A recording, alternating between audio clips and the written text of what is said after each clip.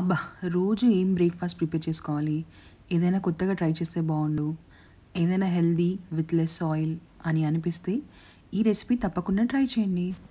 ఇది organic millets idli recipe. చాలా చాలా టేస్టీగా ఉంటుంది. సో, ఇక్కడ మిల్లెట్స్ అన్నాం కాబట్టి ఏ మిల్లెట్స్ అయినా తీసుకోవచ్చు. రాగులు, కొర్రలు, జొన్నలు. సో, నేనైతే ఇక్కడ మిల్లెట్స్ చూస్ చేశాను. ఓకే. ఇప్పుడు ప్రిపరేషన్ చూసిద్దాం. నేనిక్కడ 3 గ్లాసెస్ కొర్రలు అండ్ 1 గ్లాస్ మినపప్పు తీసుకున్నాను. సో, మీకు నచ్చినట్టుగా ఇడ్లీ బ్యాటర్ ప్రిపేర్ చేసే కన్సిస్టెన్సీలో తీసుకోవచ్చు. కొంచెం సాఫ్ట్‌గా కావాలనుకుంటే మినపప్పు క్వాంటిటీ పెంచుకోవచ్చు.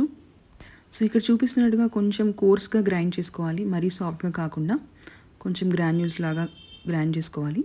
సో, దీనికి ఆర్గానిక్ మిల్లెట్స్ ఇడ్లీ అని ఎందుకు పేరుంది అంటే, ఇది మనం ఆర్గానిక్‌గా విస్తరాకుల్లో పెట్టి స్టీమ్ చేస్తున్నాం కాబట్టి.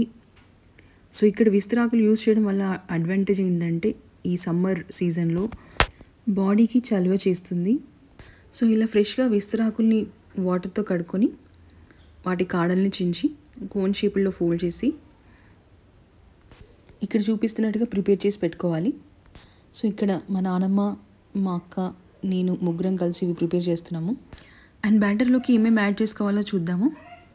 సో, ముందు స్టవ్ ఆన్ చేసి ఆయిల్ ఆవాలు, జీలకర్ర, కరివేపాకు, చిన్నగా కట్ చేసి పెట్టుకున్న క్యారెట్ ముక్కలు, చాపర్లో ఆనియన్, చిల్లీ చాప్ చేసినవి యాడ్ చేయండి.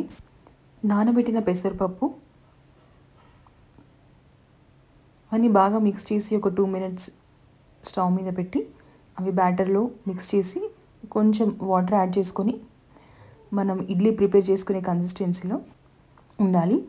అండ్ ఎలక్ట్రిక్ ప్రెషర్ కుక్కర్లో ఒక 2 గ్లాసెస్ వాటర్ పోసి అండ్ ఇందాక మనం ప్రిపేర్ చేసుకున్న కోన్స్లో బ్యాటర్ని పోసి కింద అది స్పిల్ అవ్వకుండా ఒక చిన్న గ్లాసెస్లో దానికి సపోర్ట్ ఇచ్చేటట్టుగా ఇలా చూపిస్తున్నట్టు పెట్టి ఎన్ని పడతాయో దాంట్లో అన్నీ ఫిల్ చేసేయండి. ఇప్పుడు కుక్కర్ ఆన్ చేయండి. అవి కుక్ అయ్యి స్విచ్ వామ్లో పడ్డాక ఓపెన్ చేసి చూస్తే ఇలా ఉన్నాయి. ఆర్గానిక్ మిల్లెట్స్ ఇడ్లీ రెడీ అయిపోయిందండి. సో, అది సర్వ్ చేసుకొని టేస్ట్ చేసి చెప్పండి. మీరు కూడా తప్పకుండా ట్రై చేయండి. ఈ రెసిపీ ఎలా వచ్చిందో మాకు కమెంట్స్లో చెప్పండి. Thank you very much.